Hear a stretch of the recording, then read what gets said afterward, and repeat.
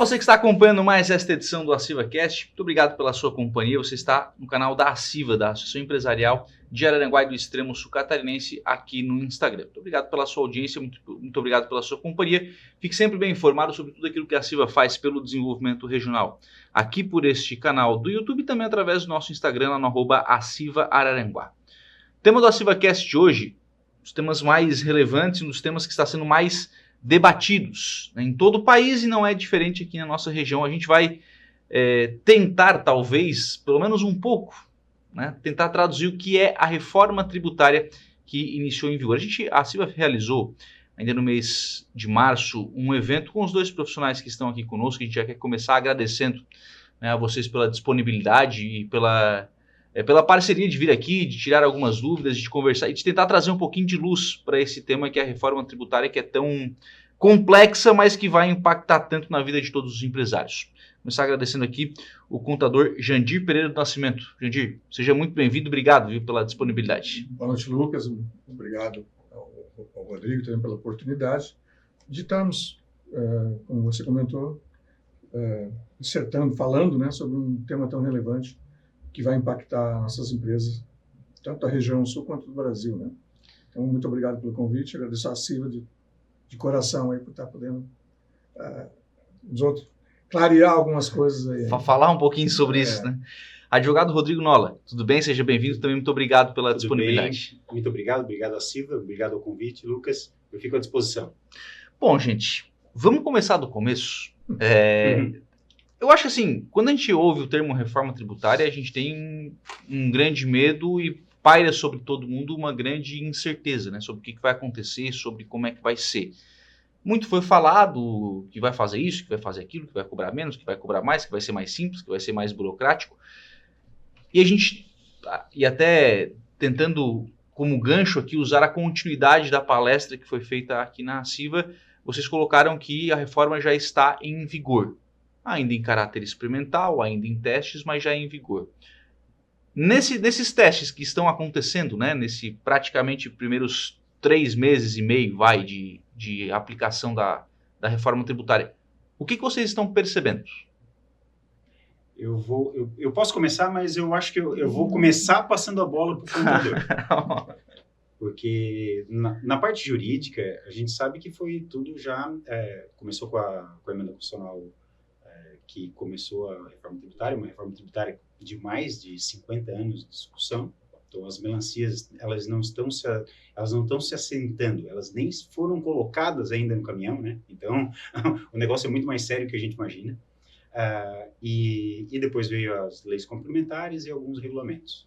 Mas o grosso que está para acontecer da reforma tributária é na parte contábil, quando começaram as instruções normativas mais técnicas, né, de como vai ficar a situação das empresas no Simples, por exemplo, que ainda só a partir de 2027, e agora está valendo, com a legislação atual, as mudanças no lucro presumido e no lucro real. Então, essa é a grande mudança para quem está vivendo o que vai acontecer, tá? Mas, falando do que vai acontecer, eu tenho uma visão muito até pragmática. Eu tenho uma visão que, ao invés de desburocratizar, ela ficou um pouco mais complicada para quem não está preparado. Ou seja, o empresário que não estiver preparado, ele vai ter mais problemas a partir de agora. E o que estiver mais preparado, querendo informação, participando de um contador juntamente com um advogado tributarista e tentando entender o que vai mudar para ele, o que vai mudar para a empresa dele e as coisas que ele vai ter que fazer daqui para frente que ele não está fazendo, essa é que vai ser o grande ponto da reforma tributária. Eu acho que é uma forma de mudar o pensamento do empresário brasileiro. É isso que a reforma tributária está pegando nesse momento. Além do aumento de carga tributária, daí depende, né? Daí eu deixo para o computador se manifestar. Complementando o que o Rodrigo falou, né? A ideia é acabar, né, com isenções. Cada produto tem uma legislação em cima de um determinado imposto. Então, falando específico do PIS e COFINS, né, que já vai ser substituído agora em 2027. Então, a legislação ela é muito ampla. A ideia é essa, incide, né, as isenções acabam, né, a partir de 2027. Então, o imposto PIS e COFINS, ele acaba em 31 de dezembro de 26, entra então, né, o IBS, né, perdão, o CBS, na faixa de 8%. O que está se impactando neste momento? As empresas foram obrigadas, né, a criar um campo na sua nota fiscal, né, já destacando os percentuais ali de IBS e CBS a título de informação, não estão cobrando ainda aquele valor.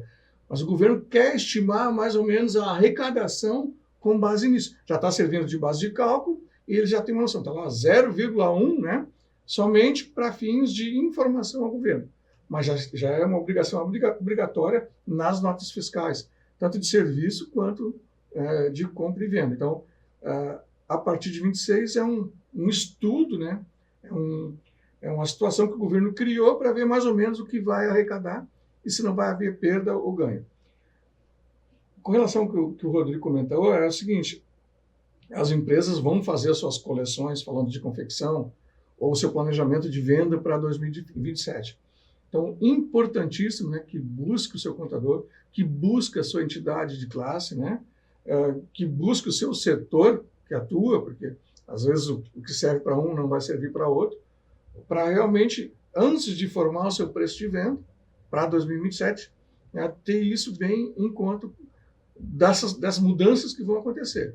Então, empresas do Simples, que não aderirem ao sistema regular do Simples, não vão gerar o crédito, né, dos impostos IBS e CBS. Mas por que não? Então, ela tem hoje, dentro do Simples, 6, 7 impostos, né, que compõem a alíquota do Simples. Esses impostos, PIS e COFINS, saem e entra, né, a partir do ano que vem, então, o 8% ali. Esse imposto, lembrando, ele é por fora, né, então, você vai ter o seu preço de venda e vai calcular em cima dele 8%. Quem paga? Regra geral, quem paga vai ser o seu cliente. E ele não vai querer pagar mais. Então, isso vai ser uma briga também de negociação em cima desses preços para o ano que vem. Então, procure seu contador, se informe melhor, porque vai alterar os preços de custo, né? E consequentemente, os preços de venda também para o ano de 2027. Inclusive, claro, bem lembrado pelo Jandir, que além do preço de compra e venda, como que vai se... Assim, os contratos, né? A gente já está, lá no escritório, a gente já está fazendo uma análise de todos os contratos que vão mudar. Porque, assim, imagina que um contrato que você fez com uma empresa ou com um contrato de longo período que vai além de 2026, 2027, 2028, até 33, onde que acaba. Como é que vai ficar a tributação? Porque você fez esse contrato quando ainda valia um tipo de tributação. E agora, com a reforma e também com a transição da reforma, será que esse teu contrato está balanceado para que você possa, como é que se diz, ter um retorno viável? Será que ele não vai estar, o empresário não vai estar pagando mais tributos do que ele previu lá atrás quando ele assinou o contrato? Isso é uma situação bem corriqueira. As empresas não estão tomando ciência dessa situação e elas têm que ficar bem em alerta, né? Porque além do preço de compra, tem os contratos, tem a parte do RP, né? De como vai ficar as notas fiscais, como que vai ficar, em qual situação eu vou aderir ao Simples puro, né, o do DAS e o híbrido, que eu vou poder me creditar, como que vai funcionar essa acreditação, tudo isso está acontecendo agora. Mas o mais importante, eles têm que tomar ciência, o empresário tem que tomar ciência que isso é uma forma dele aprender com o sistema tributário. Se o empresário que hoje ele delega isso para algum setor da empresa, ou ele, como eu sempre falo com os contadores, né, Jandir, eles acabam jogando essa batata quente para o contador, hoje ele vai ter que puxar, o CEO da empresa ele vai ter que puxar essa responsabilidade e ver qual é o caminho que ele vai tomar daqui para frente. Se preparar hoje em 2026 com a reforma tributária, ou ele vai deixar bater a porta em 2027. Os problemas, com certeza, virão, né? Mas isso não vai exigir uma estrutura nas empresas maior, do ponto de vista de contabilidade, por exemplo, de setores contábeis ou para os próprios escritórios de contabilidade? Assim, Lucas, o que a gente vê, a regra assim, a regra vai ficar bem clara, né? Tudo tu toma crédito, à exceção de artigos, né, de uso pessoal. Então, tudo que tu comprar na empresa, só voltando, atualmente, alguns tipos de compras da tua empresa não te dão direito a crédito. E a partir de 27, então, tudo que você comprar, nota e serviço, né, vai te dar crédito. E o que você vender, consequentemente, vai te dar o débito. Então, vai ter um conta corrente nesse sentido. Então, hoje, se nós for falar hoje, né, eu entendo que a regra é bem mais complicada, criar um entendimento assim de o que é custo, o que é despesa, né? Sempre tem aquela situação, e o governo também limita muito em algumas situações. Aí tem teses, né, que são defendidas, mas sempre brigando na justiça. E a partir de 27, não. Entrou na tua empresa, tem nota, né? Não é de uso pessoal, toma crédito. Tá? Então, eu entendo até que vai ser um facilitador. Tá? No sentido assim, não vai precisar ter mais gente, não vai inchar, né? Para estar calculando o que dá direito, o que não dá direito a crédito. Até porque a regra ela vai passar a ser uma regra federal. Ele vai fugir um pouco, depois da transição, o ICMS e o ISS. Eu vou te contar que é um emaranhado de legislações, tanto municipais como estaduais. Por exemplo, uma empresa, uma confecção, vou dar um exemplo, né, que ela vende para vários estados do país, ela tem problemas com ICMS em vários estados do país. Sem falar naqueles acordos entre estados, consumidor final, né? E na própria guerra fiscal também, né? Sim, também. Então, assim, isso vai acabar. Mas, assim, eu sempre quando me questionam se a reforma tributária ela vai ser melhor para uma entidade, ou para um tipo de empresa ou para outro. Assim, a indústria tem a ganhar, porque esse emaranhado vai sair. Agora, quem está no simples, quem está como é que se diz, no lucro presumido, empresas de serviço, os contadores, os advogados, todos esses vão sofrer com uma tributação maior, nesse primeiro momento, assim. Então, a gente já está tentando entender por quê. Quem está no simples ainda não tem nenhuma norma específica com relação ao simples. Nós estamos falando sempre em lucro presumido e em lucro real. Esse é o que saiu até agora da Receita e do governo.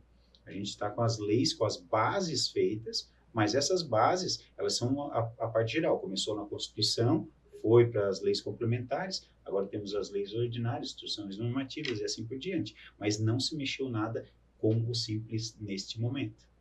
E a partir de 1º de janeiro não teremos mais PIS e COFINS. Perfeito. Só acrescentando, as indústrias, né, de um tempo para cá, como as facções, ficou muito difícil de facção montada com 20, 30 funcionários, falando de confecção, se montou muita MEI, né? Marido e mulher, mãe e filho, né? Que é a realidade nossa. A MEI, por exemplo, não tem previsão de gerar crédito de IBS-CBS. Por quê? Porque ela ficou dentro de um sistema ali, né, blindado para não pagar muito imposto. Então, para as confecções, vai ficar mais caro contratar uma MEI. Então, a MEI provavelmente vai ter que migrar para um simples e ainda ser regular. Então, não tem previsão legal hoje, né? Eu tenho um cliente que paga lá, sei lá, 200 mil quase por mês lá de MEIs. Várias, né? Tira a linha e várias coisas, inclusive facciona também. Então, esses 200 mil, hoje ele aproveita um crédito, falando de PIS e COFINS, em torno de 18 mil, 19 mil reais. Não vai ter mais esse crédito.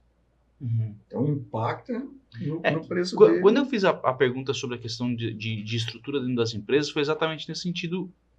Eu até ia excetuar o MEI. A gente fez ano passado aqui uma série de podcasts, até estiveram contadores aqui, o Ed e o Eduardo. A gente tem um dado de Araranguá e que replica na região, que é de que metade das empresas são MEI. Aproximadamente, né? Metade dos CNPJs inscritos aqui no extremo sul catarinense são de MEIs. Né? Então, a gente já tem aí um volume bastante grande de CNPJs que já vão ter esse problema. E aí, um outro volume grande são de empresas que não são de empresas de grande porte. São empresas de pequeno porte e que, se tiver que aumentar muito a estrutura do ponto de vista administrativo, vai se tornar um custo também. Não, e sem lembrar, lembrou agora do número de CNPJs. Esse número vai aumentar, tá? Porque agora, dependendo do agricultor, se faturar tanto, ele vai ter que ter... Ele não usa mais o CPF, ele vai ter que usar um CNPJ. Quem faz aluguel e recolhe aluguel até um limite, ele vai ter que ter um CNPJ. Ele não vai ser uma empresa. Exportador autônomo. Também. Então, essas que faturavam, faziam serviços no CPF, hoje o governo está forçando isso a um CNPJ. É mais para controle, tá? Não tem um caráter arrecadatório. É isso, contador, tudo. Vai ser, o governo disse que vai ter uma plataforma, que a pessoa vai lá, se cadastra com tudo certo, e isso vai ser mais simples de colocar. Mas até agora a gente só tem a legislação prevendo essa situação. Ou seja, já tem data, eu acho que é junho, né? Eu não me lembro das datas certinho, mas vai ter que migrar, dependendo do faturamento que essa pessoa física ela vai ter, entendeu? Mas em relação ao teu questionamento, eu vou ter que criar uma estrutura maior, né? Não, pelo contrário, eu entendo que nesse sentido de apuração de impostos, a coisa vai melhorar, porque ou dá crédito ou não dá, né? Não tem como. Não tem mais meio termo. Não tem meio termo. Mas havia sempre uma dúvida que realmente podia dar complicações. O que acontecia, né? Quando, para dar crédito, muitas vezes ficava no limbo, porque não estava na lista. Então, a gente fazia, o nosso escritório também e outros, ele fazia estudos para ver se aquilo lá fazia a base do final do produto, para ver se aquele crédito... Vou dar um exemplo assim, bem simples. Material de escritório, ele faz parte do produto lá, da facção, da coisa? Não, ele não faz. Então, aquilo ali ele tinha que se creditar daquilo que era gasto. Né? Daí tem outras coisas que a gente podia abater disso. Como tinha também na questão do NCM, né? Do PIS/COFINS monofásico, que é posto de gasolina, a questão de mercados quando tem água, que já recolhiam PIS e COFINS lá atrás na produção.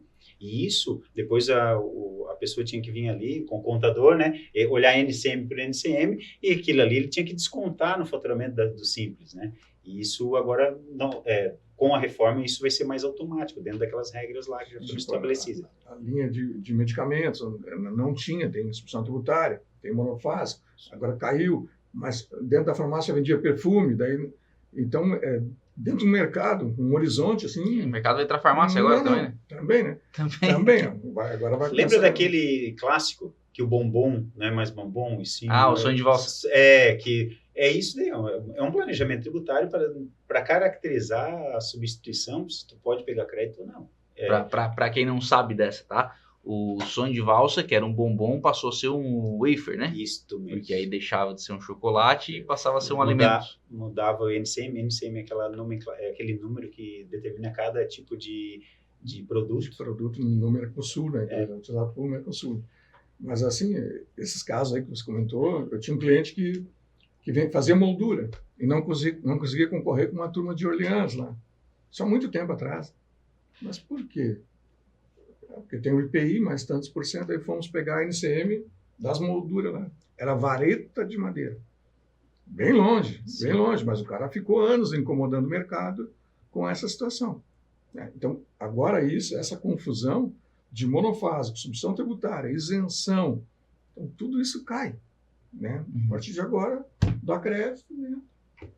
Isso, mas e dá débito. Né? Dá crédito, paga. E é isso que o empresário tem que ficar atento. Porque antes ele jogava, como era um emaranhado, essas decisões cabiam mais ao contador da empresa, que tinha que imaginar o que o empresário estava pensando, e agora ele tem que tomar essa decisão. Então, ele tem que procurar saber mais. Ele vai ter que procurar um advogado tributarista, ele vai ter que sentar com o contador dele, entender da onde começa a tributação dele, como que ele vai receber os dividendos dessa empresa. Tudo isso agora vai ter que ficar mais perto do empresário. É isso que essa reforma tributária está fazendo nesse momento. Quais são as principais dúvidas com relação à reforma tributária, obviamente, né? Mas pelo que os empresários mais têm procurado vocês? Não, eu fui procurado, eu vou te falar o que... Ou não tem nem procurado não, ainda? Não. Esse aqui é o problema. Assim, ó, a maioria quer entender o que está acontecendo. Por exemplo, eu tive um cliente que ele teve um problema porque ele gerava as notas na prefeitura e um belo dia, né, em janeiro, né, ele foi gerar as notas. E o campo que ele botava as observações sumiu. Claro, sumiu por quê, né, Jandir? Porque houve uma alteração e agora as empresas estão no sim, elas não precisam mais daquele setor lá que faz a nota, vai ter o IBS, CBS, então não tinha mais a opção de fazer uma observação, e ela fazia essa observação corriqueiramente. Ela assim, como que vai ficar essa situação? No teu caso vai ter que ficar desse jeito, tu vai ter que fazer agora como é que se diz, um trabalho de catalogar todas as notas que tu tem, com as notas que tu pegou para fazer um novo trabalho, deixar isso tudo em pastinha para ter um histórico daquilo que está sendo feito. Ela tinha vários tipos de serviço, então teria que botar, se eu paguei para fulano, tem que trazer essa nota e deixar ali guardadinha. Então tem essas perguntas do dia a dia. As outras perguntas que estão chegando para mim muito assim, ó, como fica a minha holding? Como fica a questão dos imóveis? Eu vou pagar mais imposto por ter imóveis em aluguel? Isso está bem em volta. Porque assim, essa é uma mudança bem significativa. A gente vai ter tipo um CPF do imóvel, eles querem botar o valor de mercado real. Não sei como que isso vai funcionar, Jandir, porque tá meio nebuloso, mas a legislação já prevê. Não vai ter mais esse negócio de valor venal, valor histórico, é valor de mercado. Esse vai ser uma FIP dos imóveis, entendeu? E essa situação, quando jogada dentro de uma holding patrimonial, ela tem aquela questão da tributação em relação a maioria das holdings hoje, elas são do lucro presumido. E no lucro presumido teve um aumento de carga tributária em torno de 10%. A gente está sendo procurado para ter uma questão que a gente vai entrando com ações para baixar esse 10%, tem decisões favoráveis, mas ainda as melancias estão se amoldando. O que eu tenho a impressão que o governo faz, na verdade, é levar todo mundo mais perto do lucro real. Inclusive simples, com esse negócio de híbrido, de entender como que a tributação está sendo inserida e como que a parte contábil, gerencial, a contabilidade gerencial dentro da empresa vai se tornar mais importante daqui para diante, entendeu? A parte financeira, contábil. A jurídica, ela vai neste primeiro momento tentar entender tudo isso e ela tá atenta a essa situação, mas preocupada com o aumento da carga tributária, preocupada com como isso vai ser entendido nos tribunais, porque imagina, a gente vem de uma tributação de quase 50 anos fazendo, claro, teve alterações, a gente sabe que tem alteração tributária quase diariamente, mas elas vêm... O sistema era o mesmo. O sistema ele vem se aperfeiçoando até um certo momento, entendeu? E agora que ele já estava se aperfeiçoando, a gente criou todo um sistema novo, e esse sistema novo, a gente não tem um parâmetro ainda, se ele vai funcionar a hora que rodar em 1º de janeiro. A gente acredita que vai, mas as questões judiciais ainda vão ter reflexos para os próximos anos. A gente não tem jurisprudência da questão tributária com relação a essa reforma. A legislação é muito nova, não tem nem jurisprudência, ninguém entrou com uma ação, tirando essa de 10%, né? A maioria das ações eles estão querendo saber como que isso vai impactar as empresas, para depois saber como que a gente pode desvendar essa reforma judicialmente, né? Falando em ajudar os empresários. Tu comentasse ali a questão de serviço, né? Antigamente as notas de serviços, elas eram tiradas num link da prefeitura, um sistema Fly, que a gente chama, né? Dentro da prefeitura. hoje a Beta Sistemas, uma das mais conhecidas aqui. Agora, isso foi migrado para um site federal. Então, essa nota fiscal é emitida dentro do site federal. Não tem mais como você tirar do jeito que você queria. Então, se o teu código, né, de atividade não contemplar aquele tipo de serviço, tu não emite aquele serviço. Antigamente, não. Então, muita gente até ia para uma linha mais favorável do Simples, botava um serviço ali que pagava menos imposto e passava e ia embora. Agora, não. Se você não tiver aquela atividade no teu CNPJ, tu não consegue tirar aquele tipo de serviço. A questão assim dos sistemas, né? A gente está falando, mas as melancias estão se mexendo ainda, né? Foi criado então o comitê gestor ali agora em janeiro desse ano, fevereiro, que a gente tinha comentado. Então muita coisa ainda está, né, para mudar. Regulamento de créditos que você já tem, como é que fica também, né? Tu comprou uma máquina, um veículo, né? Tem crédito CMS, como é que fica? Então, saiu alguma normativa já que vai ter que te habilitar, né, para poder, porque entra em vigor agora em 2019, então o ICMS começa, a princípio, diminuir, né, o normal e vem a nova tributação. Mas e os créditos que eu tenho, como é que fica? Tá? Então, tudo isso ainda vai ser regulado por esse comitê gestor. O empresário, nós comentamos, né, lucro presumido, hoje não tomava crédito de nada e pagava 3,65. Não tomava crédito, pagava 3,65. Ele vai passar a pagar 8%, em média 8,8%, mas vai tomar crédito de tudo que não tomava. Só que quem vendia para ele era a empresa do Simples, que vai ter que pagar mais imposto. Então, isso vai ser o reflexo ainda, a gente está tentando medir, porque é bastante coisa, né, que a gente tem que levar em consideração. Procuraram clientes, sou médico, abro uma empresa, né? Tem um aluguel, não declaro carnê-leão, já não declara hoje. Né? O que eu faço? Se tu está dentro dessa condição, melhor abrir a empresa. Já abre já. E o governo aí acabou até amaciando no primeiro momento essa questão dos imóveis, aí ele está dando uma redução de 70% da base. Né? Então, a princípio ainda vai ficar, não sei o que vai ser no futuro, mas nesse momento ele está dando 70% da base. A área da saúde, né, ele está dando 60%. Então, um médico recolhia no carnê-leão, era um baque lá de 20%, mas esse também continua, né? Mas ele pode migrar para um lucro presumido ou simples ali, né? E vai ter a redução, então, dessas alíquotas da base ali do CBS e IBS 70%. Então, contas que não estamos fazendo ainda, né? E o pessoal bem preocupado. Holding, né? A gente abriu bastante. Ela não impacta nesse momento em aluguel, nada, mas sucessão, né? Essas coisas de para frente, como é que vai ser? Nós estávamos discutindo ali, eu e o Rodrigo, conversando, né? Não discutindo, a questão do ITBI na integralização. Como é que fica? Se paga, se não paga. Então, alguns municípios hoje a gente consegue, mas cobram um excedente. Que é o excedente? O valor registrado na declaração de imposto de renda pelo valor de mercado. Mas não, tudo bem, tem uma isenção do que está na declaração de imposto de renda, mas tu vai pagar o ITBI referente ao valor de mercado. Ao valor de mercado. Então, muita gente ainda fica com medo. Até porque, assim, quando tu explica isso, por exemplo, vou explicar agora para o Lucas.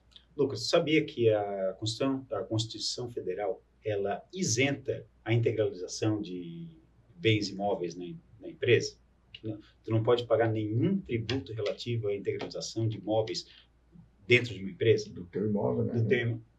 Assim, tá lá, tá escrito, é expresso. Só que vieram nessas melancias que de 50 anos atrás, várias decisões, o tema 796, o 11, eu acho que é 1138, agora não estou me lembrando o nome do tema, mas o 796 é uma decisão do STF que ela abarca uma situação que foi exatamente o que o Jandir falou. Ó, tudo bem que é isento, mas é isento pelo valor que tu tem declarado. A diferença do valor de mercado, o valor venal, né, a questão municipal, eu teria que pagar o ITBI. porque eu estou colocando o valor lá dentro da empresa, que é um valor mais baixo, do que realmente está na prefeitura. Então, ali é como se tivesse o fato gerador dessa diferença seria o ITBI. É engraçado que nessa semana, dia 20 a 27 de março, o STF, o Fachin é o relator desse tema, que vai abarcar essa situação do ITBI, que ele impacta na reforma tributária, até por causa da FIP dos imóveis, porque qual é o valor que a gente vai usar, né? É o valor histórico que vem lá do teu imposto de renda, ou é o valor venal, ou o valor venal é aquele que o município acredita que seja o correto, e o valor de mercado, né? Então, o que o Fachin decidiu? O Fachin, no voto dele, ele deu ganho ao contribuinte, que o valor do ITBI ele tem que ser geral, ele é isento conforme tem uma imunidade, uma isenção ali dentro da Constituição, ela tem que ser geral e restrita. Assim, o que aconteceu? Veio 3, 4 votos, o Flávio Dino, no último, ele pediu vistas e ele fez um pedido para que esse voto seja no plenário, para que vá para o plenário para todos votar. Estava na forma virtual, foi para o plenário. Só que o plenário a gente tem um problema. Em tese, agora nesse novo entendimento do STF, eles poderiam rever os votos. Eles podem mudar? Porque o julgamento não acabou ainda, e ele foi a plenário. Então, o que a gente tinha de expectativa, ela simplesmente se arrefeceu, né? Hoje eu falo assim, continua, recolhe, tenta uma isenção se o município der isenção, e tudo indica que daqui para frente essa questão de imobiliária ou até do PL da empresa, qual é o valor das cotas sociais, elas vão estar mais vinculadas ao que realmente vale o valor real do negócio. O governo sempre vai buscar agora o valor real do negócio, que também para mim é uma incongruência. Por exemplo, nessa questão dos imóveis, se o Jadir está vendendo um imóvel para mim e ele está apertado, precisa de dinheiro agora, eu peço um desconto. Ele assim, está apertado, eu te compro. É uma negociação. É uma negociação. Daí ele vai pedir um desconto. Vamos dizer que o imóvel que ele tem é 1 milhão. Eu consigo comprar ele por 600 mil. Daí, essa FIP dos imóveis, essa avaliação, esse valor de mercado desse imóvel é 1.200.000. Então, vamos pagar o tributo relativo a 1.200.000, sendo que a negociação mesmo foi 600 mil. A real, né? Então, o que é o valor real de um negócio? Eu acredito que o valor real, se não tiver simulação, se não tiver uma falcatrua, é o valor que foi executado entre as partes. Elas têm livre iniciativa, elas podem dispor disso. Né? A gente pode pensar a lei do ponto de vista de combater as fraudes, mas não pode pensar a lei perfeito. Fazendo a fraude. Né? Perfeito. Assim, a situação toda é assim, se a gente vive num país que, em tese, tem uma situação que é de livre mercado, e o livre mercado também coloca preço nas coisas. Então, não é também, ele coloca preço, porque ele é o livre procura, né? Isso que vai balizar. Sim. Agora, quando vem uma FIP de imóveis, o valor real, e o governo vai ver, vai estudar uma maneira, isso me causa uma estranheza até, porque essa situação, ela beira como é que se diz, aquela questão do Sarney, lembra? Que tinha os fiscais do Sarney, para dizer quando o preço era tabelado. Isso daí vai dar errado. Isso eu tenho certeza que vai acabar na justiça. Sim. O judiciário vai ter que se como é que se diz? Mais uma vez, a gente vai ter que judicializar uma situação em relação a um fato que o governo quer que faça, como é que se diz? A goela abaixo, né? Tanto a FIP tanto para aluguéis quanto para venda, né? Vai ter uma FIP específica. Então, complicado, o mundo falou, como? Hoje, não tem muito a ver com a reforma, mas os cartórios de registro de imóveis, quando você vai lá, inclusive, para integralizar e você coloca o valor, eles dizem, não. Para fins de taxa, né, é 1 milhão. Mas 1 milhão. Se tu achar que não, tu vai lá no fórum. Ela já diz, né? Vai lá no fórum mas tu tá com pressa naquilo ali, tu quer agilizar, então tu acaba cedendo e pagando, né? Isso é o normal, tô te falando isso que a gente vive no dia a dia. dia a dia Sim, lá. sim. Isso Então, acontece. o preço de mercado, o FIB é esse. Não concordo. Não, se tu não concorda, então tu tem que me trazer alguma coisa do juiz lá dizendo que pode. Que pode. Pode ser diferente. Então, esse é alguns problemas que o Rodrigo colocou que pode vir a acontecer mesmo, né? Nessa questão de aluguéis. Que o negócio certo foi mas a FIP está dizendo que foi outro. Nessa conversa aqui, vocês já falaram em aluguéis algumas vezes, né? Então, eu estou entendendo que é um tema que está tendo bastante procura e que está tendo bastante questionamento. Jandir, qual é o caminho para quem tem aluguéis? Depende do aluguel, né? Mas depende do aluguel. Porque assim, ó, são faixas. Tu tem que... eu vou na legislação e o Jandir vai na parte prática. A legislação, ela fala o seguinte, que tu tem que ter mais de 3 e faturar mais de 240 anos. Se tu tiver essa situação, tu vai recolher, além do imposto de renda, IBS e CBS. Então, a tributação vai ficar perto lá de quê? 34, 33, por aí, né? Mais ou menos, 35. Área rural também? Se for aluguel, arrendamento. Sim, arrendamento, por exemplo, que a gente tem bastante na região, né? É porque assim, ó, a situação é daquela pessoa, eles quiseram colocar esse valor para aquelas pessoas que têm, por exemplo, assim, ó, colocam um aluguel ali para compor a sua aposentadoria, né? Tem 2, 3 salinhas, 2, 3 kitnets. Isso daí fica fora porque não vai atingir os 240. O problema é que a gente não sabe como vai ser essa correção, né? Se daqui a 3 anos 240 não vai valer mais nada. Mas eu sei que tem uma correção que é feita lá, mas o que é importante é dizer o seguinte: se tu tens mais de 3 imóveis e eles atingem mais de 240, tu vai ter que conversar com o seu advogado, com o seu contador, para verificar a situação, porque a tua carga tributária vai aumentar bastante. Na verdade, vai ter que abrir a empresa, né? Então, praticamente ele te empurra para abrir a empresa. Acima de 240, tu vai ter que abrir a empresa. Hoje, essa tributação de aluguel, né, de pessoa física é carnê-leão. Então, aluguel de pessoa física para pessoa física é carnê-leão. Pessoa física para pessoa jurídica, né, a pessoa jurídica paga e retém na fonte. Depois tu faz o ajuste na tua declaração de imposto de renda. Mas como o Rodrigo falou, então hoje o carnê-leão é 27,5, uma tabela, um valor mais alto aí, 27.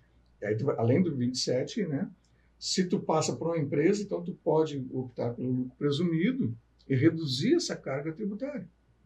Né? Bastante, inclusive.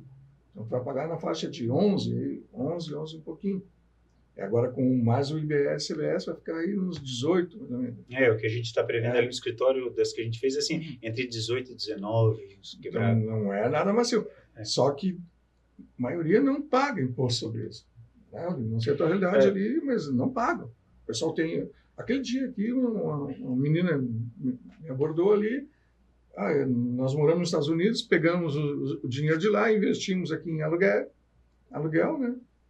E como é que fica isso? Primeiro que se vir dinheiro de lá, tu tem que tributar no carnê-leão. Sim.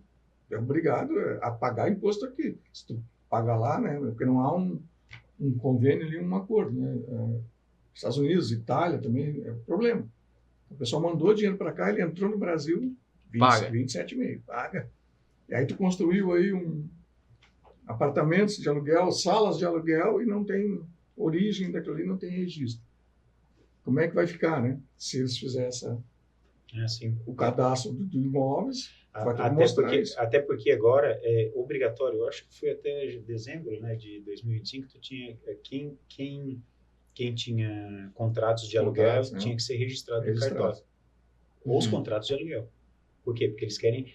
Na verdade, isso daí a gente pode até abordar essa parte da reforma tributária, que é a questão do contribuinte, né? Os meios de conseguir chegar a uma sonegação, ou um contribuinte que não está declarando, ou que tem aquele aluguel que a gente, como é que acontece lá na França, né, ou nas Suécia, aqui não, que é, tu não declara, eu também não declaro. Isso acontece lá na Europa muito. E então, isso daí agora pode vir a dar problema, tá? Assim, pode vir não, vai dar problema. O que eu tenho até um caso curioso, porque às vezes as pessoas não têm, vou dar um exemplo, tá? Que aconteceu lá em Barbacena, como diz. Eu tenho um cliente que teve um problema de cair na malha. E como que ele caiu na malha? Ele vendeu um imóvel, esse imóvel teve uma valorização, os outros, na hora da venda, os dois se acertaram para botar o valor menor, aquela coisa toda. Só que na hora de fazer essa situação, isso lá vai para o contador, né? Às vezes, nos anos que tu pega com um cliente, ele vai te deixando um monte de documento. E em um desses foi o documento do aluguel, dizendo quanto que era, quanto que tinha vendido, e foi para a declaração. Ele não disse, ele não avisou o contador que eles tinham feito isso daí. Então ele pegou e botou o valor. O que aconteceu? Caiu na malha. E puxou a outra pessoa junto. Sim. É aquela coisa do Siri, né? Achamos um problema. Opa, mas aqui vem outro problema. E isso vai ficar cada vez mais... Mas isso aí, normal, eu acho que isso aí até é fruto até do desenvolvimento da tecnologia, né? Hoje a Receita perfeito. O nível de análise disso aí é... Não, sim, hoje a gente não fala mais de robô, né? A gente fala de inteligência artificial. A Receita Federal está anos-luz, assim. Se ela quisesse pegar as pessoas, ela teria como pegar todas as pessoas que têm empresa, faturamento, que misturam contas. Isso daí vai ser uma... Hoje você importa, né? Importa pelo Gov, né? A declaração, a gente está fazendo isso. Não, a gente chegar com um monte de nota e recibo lá, não. A gente importa pelo Gov, tu não quer te incomodar, é isso aqui, tu quer te incomodar, tu bota esses recibos. Primeiro que não pode mais recibo, né? O pessoal da área da saúde é nota fiscal, né? Lá dentro. Então, o cara vem com recibo de psicólogo, de psiquiatra, não bota que tu vai te incomodar. E imóveis, né? Ele puxa já o valor da venda. Então, não tem mais como tu dizer... 100 mil ou 200 mil, já vem no corpo ali da descrição, né? Aquisição de um imóvel, tal, matrícula tal, do fulano de tal, pelo valor de 600. A coluna fica em branco, mas o valor está dentro da descrição ali. Então, não dá para mentir ali. Não dá para mentir. Então, e a legislação, eles criaram a LC... Acho que é 246, lá não estou lembrado dos números, mas é o Código do Contribuinte. Mas o Código do Contribuinte não tem direito do contribuinte, sim deveres do contribuinte. E lá está do devedor contumaz, algumas situações. Por exemplo, assim, é muito comum no nosso estado a questão da apropriação indébita tributária. A apropriação indébita tributária nada mais é do que declarar um imposto e não pagar. Isso é crime. Tá? Na verdade, nunca foi. Mas teve um entendimento, foi para o STJ, foi para o STF e se tornou crime. Uma coisa que a legislação ela é referente ao INSS, mas eles usam para ICMS, ISS, mais para ICMS quando eu estava. Então, declarou e não pagou, se torna crime. Então, as pessoas... Essa situação, ela vinha de uma analogia com relação à legislação federal, que foi discutida pelos tribunais e chegamos a esse entendimento. O Estado de Santa Catarina, ele é ótimo para fazer isso, né? Ele usa suas armas para ao invés de executar as pessoas, entrar com ação penal, ela vai lá, parcela e a ação penal é trancada. Isso, eu tenho vários casos nesse sentido. Mas o que me traz mais preocupação é que essa situação toda era discutida judicialmente. Hoje ela está no código, tem uma lei complementar e tem um artigo lá específico falando disso. Olha, deixar de recolher tributo é crime. Então, assim, essa questão toda, se valeria para o ISS, se valeria para a contribuição, se valeria para o CBS, CBS, para o IVA dual, né? com certeza vai valer. Então, declarar e não pagar, ou aquela questão eu acho que vai ficar muito, isso vai aparecer com maior nitidez, é quando começar a compensar esses tributos, de se creditar, e esse creditamento não ser aquele real. Ou pior, só o fato de errar isso pode trazer um problema muito grande para o empresário. E daí a gente volta lá no nosso começo da conversa, né? O empresário tem que se preparar. Não é mais aquele negócio de deixar em cima do contador ou do responsável. Ele tem que saber, o sócio da empresa, o administrador, ele tem que saber que a partir de agora ele tem uma responsabilidade muito maior com a reforma tributária.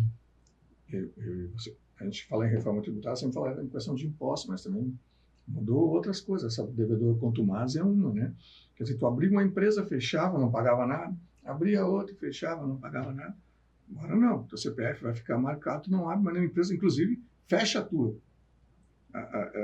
Já está se usando disso, né? Tu não emite mais nota, tu não vai poder trabalhar mais. É isso, não pagou o imposto, não vai poder mais primeiro trabalhar. Imposto. E sem falar, além disso, vai ficar muito mais claro aquela questão do grupo econômico. Familiares, usando CNPJs, isso vai ser muito mais entrelaçado e eles vão ter muito mais poder de fiscalizar e fechar essa situação. E assim, as pessoas acham que é brincadeira. A gente fala holding, quando a gente fala holding ou uma estrutura societária, eles só pensam em mega empreendimentos, vários imóveis, aluguel, mas normalmente a gente usa essa questão de holding para tratar desses temas. Olha, não é um grupo aqui, esse controla essa parte das empresas, essa controla essa. Então, assim, para tentar separar e fazer uma arquitetura societária que seja compatível com as regras da legislação, principalmente agora com a reforma tributária. É só uma adendo aí. Os CPFs, né, ele vai se juntar ao CNPJ das pessoas para fazer base para exclusão de simples, exclusão de MEI. Então, não, a MEI é 80 mil, eu vou tirar mais 80 no meu CPF. Não. Vai somar os dois ali para fins de exclusão, retroagindo, inclusive. Né? E eles vão bater pesado em quem é devedor. Realmente cortando mesmo. Eu acho que eu fiz até eu fiz uma matéria fiz uma publicação no meu LinkedIn.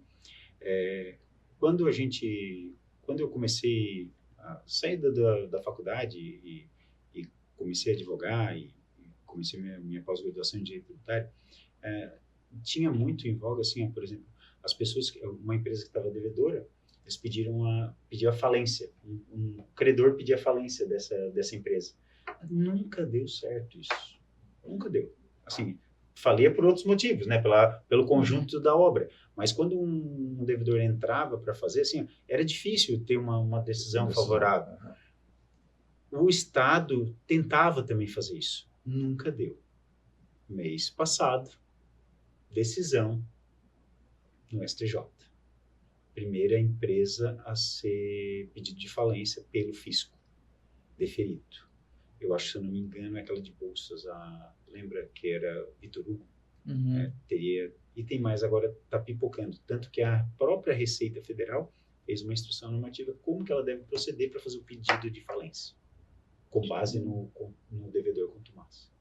Agora tu olha como está apertando o cerco, né? Os empresários têm que ficar mesmo preocupados, não só com toda a gestão de como vai ser a reforma tributária, mas como o fisco, como o governo vai olhar a empresa dele e olhar ele de outra maneira. Ela vai ter um raio-x muito potente. E nesse raio-x, ela vai ver coisas que antes ela não conseguia enxergar.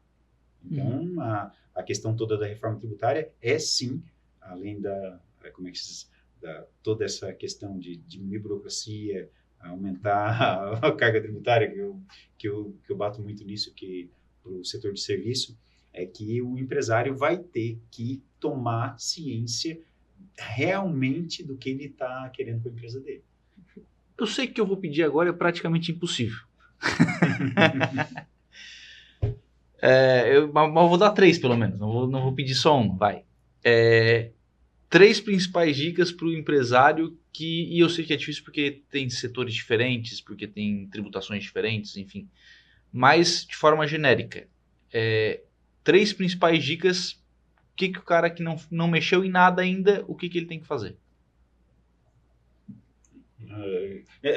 Como assim? Mas ele tá no simples? Ele tá, aquela parte direito tributário é legal, né? Assim, não dá, porque o cara tá no simples, tá no lucro real, tá no lucro presumido. Depende. O que ele tem que fazer? Legal, depende. Depende. Mas assim, ó, o que eu indico, tá?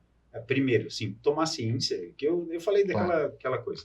Mas assim, a primeira coisa que eu tomaria, assim, de plano, é a questão da precificação do meu produto, contratos e quem é o meu fornecedor e quem vai ser, quem é o meu, meu consumidor, se é B2B, B2C, e o que nesse montante eu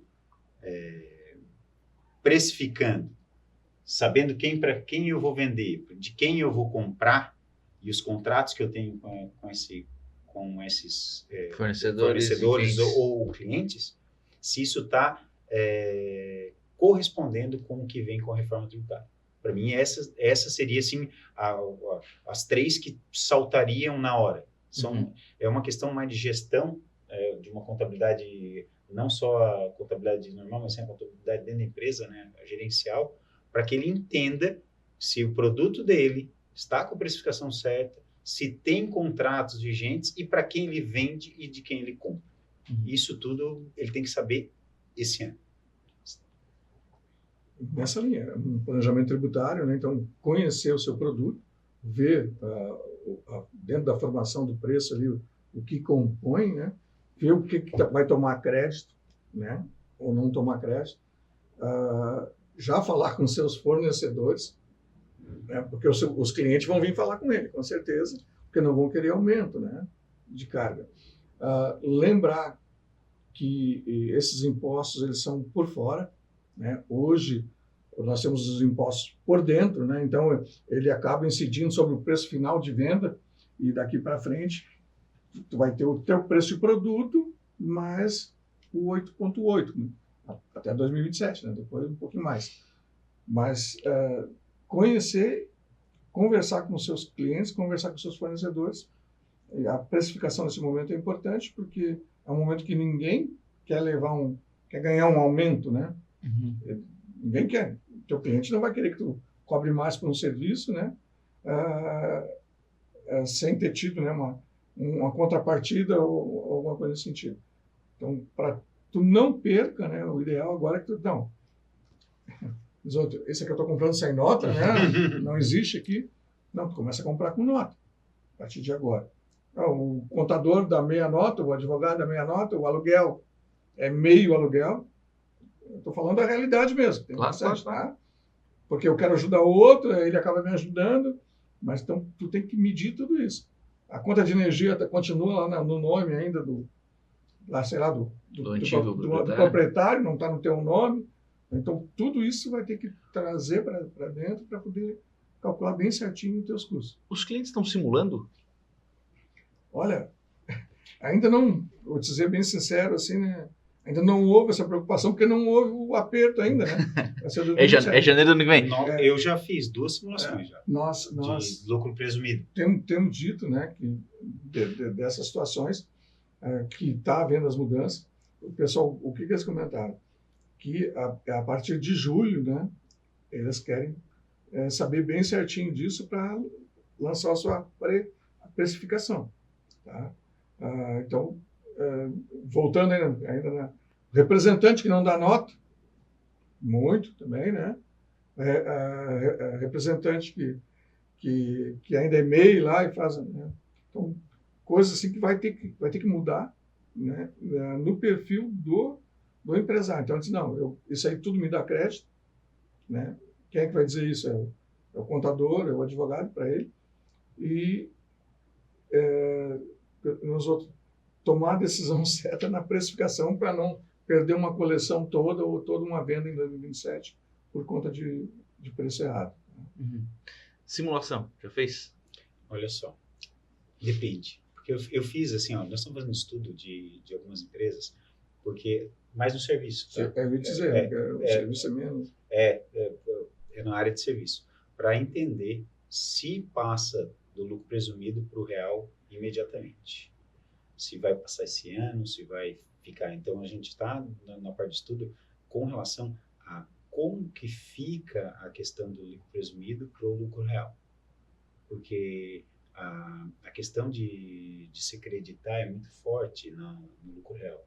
Então, com a subida de 10% com relação ao lucro presumido, que ele ia pagar, ele chega muito perto do lucro real, mesmo com os custos maiores, alguns que a gente não pode, se acreditar. Então, a gente chega a fazer um estudo para que a pessoa que está no lucro presumido, ela possa tomar a decisão de ir para o lucro real ou ficar no lucro presumido. Tá? Mas essa questão, quando a gente fala em reforma tributária, a gente está falando que 90% das empresas o quê? Hoje é meio simples. Isso. Então, assim, isso não está agora tomando o corpo, mas, assim, a partir de janeiro vai tomar. E como eu falei desde o início, não dá para o empresário achar que isso vai ser resolvido assim, em janeiro. Não tem como. Ele vai ter que saber. Assim, ó, eu não sei se a gente vai viver uma época não tem quando caiu o meteoro no planeta e fez uma extinção em massa. Talvez isso aconteça com aquela velha pensamento dos empresários, como eu era e como eu devo ser. Então, só aqueles que vão evoluir aqueles vão sobreviver, entendeu? Vai ter uma evolução muito grande, né, nesse novo mundo que está se criando tributariamente, que a gente fala novo, porque a gente não tem certeza de muita coisa, mas a gente espera, por exemplo, lá no escritório, a Nova Advogados está olhando para os nossos clientes e olhando assim, vamos dar uma olhada agora, presta atenção nisso, façam isso, o teu setor vai ser impactado, não deixa para depois, se é para fazer uma hold, faça agora, antes que seja tarde demais, porque vai impactar no teu imposto de renda, e tudo isso a gente vai jogando com a vontade deles, porque a gente sabe que é complicado. Às vezes, um empresário ele tem um leão para matar, não é todo dia, né? A cada 12 horas, no café da manhã, no almoço e no jantar, são 3 por dia. Então, a gente entende os empresários nesse sentido. Ainda nós temos um país que tem uma carga tributária altíssima e não volta, isso fica no limbo, e a gente passa por alguns momentos que a gente até desacredita, mas sempre que tem uma situação em que a gente vê um empresário que ele como é que se diz, organizado, metade dos problemas dele já são resolvidos, tá? É muito mais fácil tu botar um empresário que já é organizado a fazer uma precificação correta, fazer uma auditoria dos contratos, levar isso uma situação mais gerencial dentro financeira dentro da empresa dele, do que um que está todo desorganizado. E se a gente conhece algum empresário e diz, eu estou meio desorganizado, então assim, cara, agora é a hora dessa pessoa tomar vergonha e pegar as rédeas da empresa dele, porque isso vai afunilando, né, até 2033. Só para a gente não simulou ainda, né? Mas já mandamos as orientações do que mudou, o que vai mudar. Mas eu acho importantíssimo, né, cada contador sentar, né, para a sua empresa. Na realidade, assim, e até com a sua empresa, escritório de contabilidade também, né? Também, né? Também. Mas sentar com seus clientes e realmente ver, porque nosso pessoal não tem essa cultura, né, de formar preço, né? Ainda vai muito no 100%, né? O outro lá é 2.2, é 2.4 de coeficiente, eu vou usar esse também. Mas nem tudo que ele tem de desconto ou que ele tem de crédito serve para ti. Mas, com certeza, eu aconselho a todos procurarem seus contadores, né? Porque não também com seus advogados, porque realmente vai impactar bastante lá nos preços, né, eu acredito. Isso tudo a partir do ano que vem. No ano que vem. Ano que vem, quando começa...